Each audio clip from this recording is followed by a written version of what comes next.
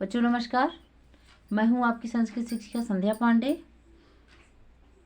आपके channel expand knowledge academy में आपका स्वागत करती हूं। चलिए आज की क्लास स्टार्ट करते हैं।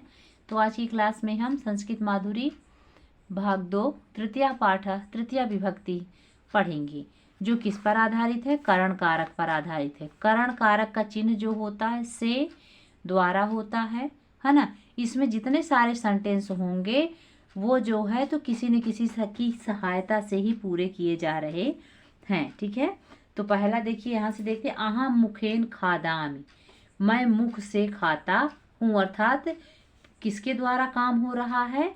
खाने का काम किसके द्वारा हो रहा है? तो मुख के द्वारा हो रहा है।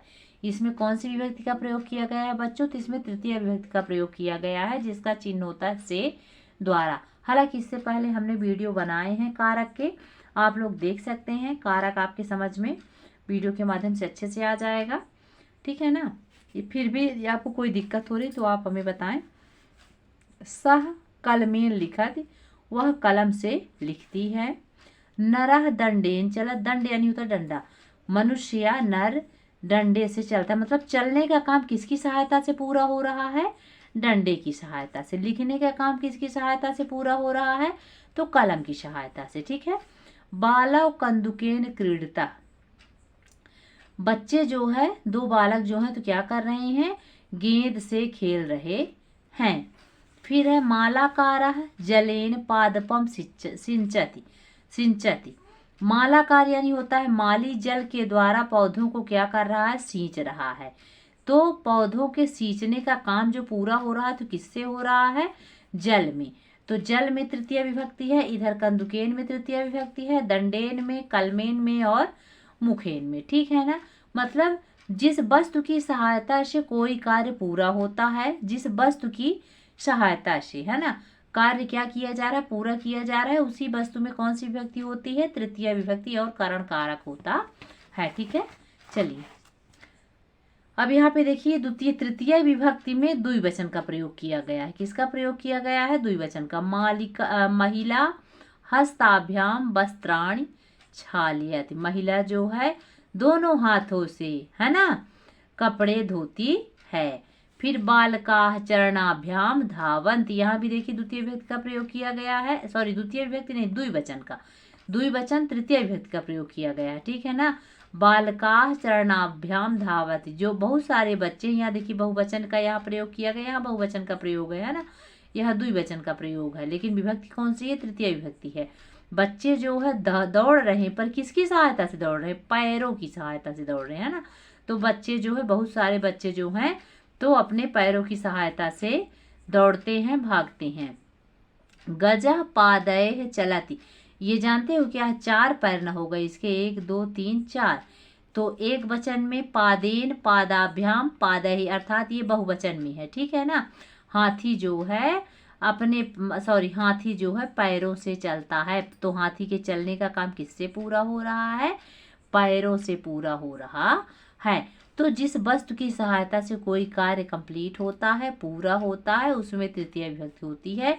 ये परिभाषा मैं आपको बार बार बता दी, परिभाषा आप समझ लेंगे तो कोई दिक्कत ही नहीं है। ठीक है। अब चूंकि एक वचन में एक का विभक्ति, एक वचन में जो है किसी एक वस्तु का बोध होता है, द्विवचन में दो वस्तु का, और दो से अधिक यदि जो वस्तुएं हैं वहां किसका प्रयोग किया जाता है? बहुवचन का। तो हाथी के पैरों में किसका प्रयोग किया गया है?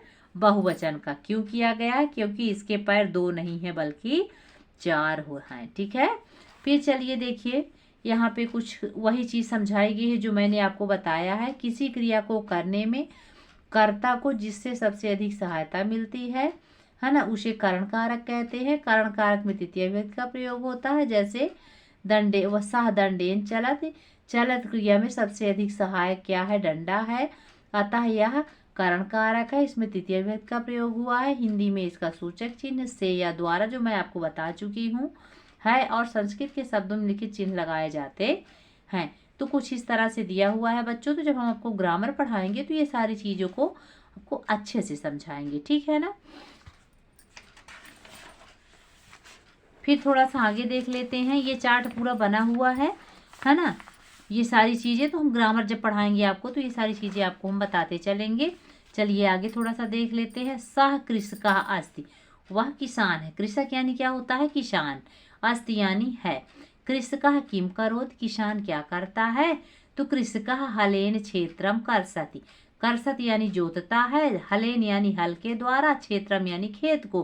किसान जो है हल के द्वारा या हल से खेत जोतता है। तो खेत जोतने का काम किसान का किससे पूरा हो रहा है? हल से हो रहा है। आगे देखिए, तानि पुष्पाणि सन्ति, वे सभी फूल हैं। महिला तय किम करोति, महिला जो है तो उन सब का क्या कर रही है? तो महिला पुष्पैः मालाम रचयति, महिला जो है फूलों से माला बना रही है। तो माँ पुष्पैः में बहुवचन है, ठीक है ना। पुष्पम पुष्पे पुष्पाण, पुष्पेण पुष्पाभ्याम पुष्पैः बहुवचन है, ठीक है ना। तृतीय विभक्ति बहुवचन। आगे देखिए, सा छुरिकाया अस्ति, वह क्या है? छुरी है, चाकू है। माता छुरिकाया किम करोति, माता जो है चाकू से क्या करती है? माता छुरिकाया साकम कृतंत, कृतंत यानी होता है काटती, कृंतत, कृंतत यानी काटती है, ठीक। छुरिकाया यानी चाकू से, साक यानी सब्जी, है ना। माता जो है चाकू से सब्जी काटती है। सा छुरिकया फलानि कृतंति, वह चाकू से फलों को काटती है। फिर आगे देखिए, एतत् कलमम अस्ति, यह कलम है। ऐसा कलमेल किम करोति, यह जो है कलम से क्या कर रहा है? क्या करता है? तो ऐसा नरः कलमेन पत्रम लिखत, यह मनुष्य कलम के द्वारा पत्र को लिखता है या पत्र लिख रहा है। तो पत्र लिखने का काम इसका किससे पूरा हो रहा है? तो कलम से पूरा हो रहा है, इसलिए इसमें तृतीय विभक्ति का प्रयोग है। फिर देखिए, मोहना हस्ताभ्याम नमति, हस्ताभ्याम में देखिए कितने वचन है? 2 वचन है, क्योंकि यहाँ 2 हैं इसीलिए यहाँ द्वितीय विभक्ति का प्रयोग हुआ है। सॉरी, द्वितीय विभक्ति का नहीं बच्चों, तृतीय विभक्ति द्विवचन का प्रयोग हुआ है, ठीक है ना। तो मोहन हाथों से क्या कर रहा है? नमस्कार कर रहा है। सह हस्ताभ्याम कम नमति, कम यानी किसको? वह हाथों से किसको नमस्कार करता है? तो सा हस्ताभ्याम सूर्यम नमति, वह दोनों हाथों से सूर्य को नमस्कार करता है। तो इन सभी में बच्चों तृतीय विभक्ति द्विवचन का प्रयोग किया गया है, जिसका चिन्ह होता है से या द्वारा। जिन वाक्यों में से का प्रयोग होगा वहां द्वारा नहीं लगेगा, जहां द्वारा है वहां से का प्रयोग नहीं होगा, ठीक है। जनाः नौकया नदीम तरन्ति, नौकया में जानते हैं एक वचन है, तृतीय विभक्ति एक वचन। लोग जो है नदी से नौका से नदी को क्या कर रहे हैं? नदी को पार कर रहे हैं, नौका के द्वारा नदी को क्या कर रहे हैं? पार कर रहे हैं। तो ये था बच्चों हमारा तृतीय पाठ, तृतीय विभक्ति करण कारक, जिसको हमने हिंदी में अनुवाद करा दिया है, आपको समझा दिया है।